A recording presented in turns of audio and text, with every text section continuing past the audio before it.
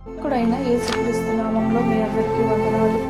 క్రీస్తుతో శ్రమ అనుభవంలో 19వ రోజు పేతురు రాసిన మొదటి పత్రిక 4వ అధ్యాయం 1వ వచనంలో ఇలా రాయబడింది: క్రీస్తు శరీరమందు శ్రమపడెను కనుక మీరును అట్టి మనసు ఆయుధంగా ధరించుకొనుడి. అనుదినం కష్టపడుతూ పోరాటం చేస్తూ సమస్య వెంబడి సమస్యతో అలసిపోయిన ఒక కూతురు తన తండ్రిని సమస్యను పరిష్కరించమని అడిగింది.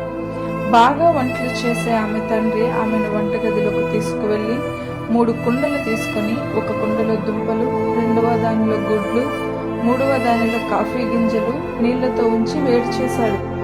కాసేపటి తర్వాత కుండల నుండి దుంపలు, గుడ్లు బయటకు తీసి ఒక గిన్నెలో కాఫీ ఒక కప్పులో ఉంచి కూతురి వైపు చూసి, నీవు ఏమి చూస్తున్నావా అని అడిగాడు.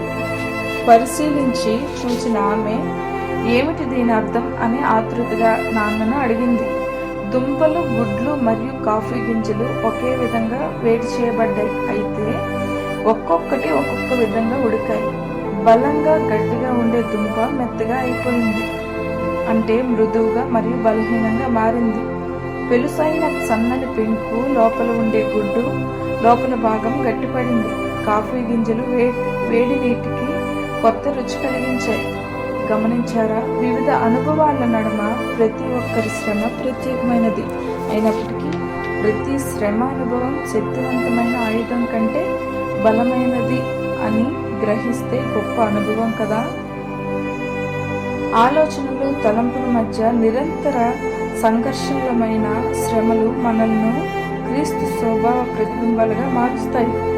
క్రీస్తు శరీరమందు ఏ అనుభవాన్నైతే పొందాడో అట్టి సంపూర్ణ సమర్పణ స్వభావాన్ని మనం ఆయుధంగా ధరించుకున్నప్పుడు మన జీవితం కొత్త రూపం దాల్చబడుతుంది. ఆధునికత వలనైన కొత్త మార్పులు మన జీవితాలను ఒత్తిడి చేస్తున్నా, లోకాశ వలనైన శరీర క్రియలను విసర్జిస్తూ ఉండగలిగే అనుభవం కావాలి. ఇలాంటి వైఖరి కలిగి ఉండటం కష్టమైనదే, కానీ అసాధ్యమైనదైతే కాదు.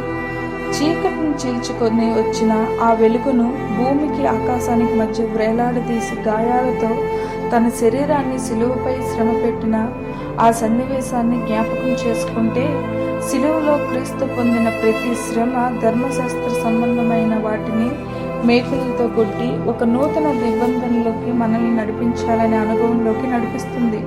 ఇట్టి అనుభవం కలిగి ఉండటం ఎంత ధన్యత అనుభవం. సంపూర్ణ సమర్పణ స్వభావంలోని సిలువ అనుభవం శక్తివంతమైన ఆయుధం. ఇదే క్రీస్తుతో శ్రమ అనుభవం. దేవుడి వాక్యం దీవించును గాక. ఆమేన్.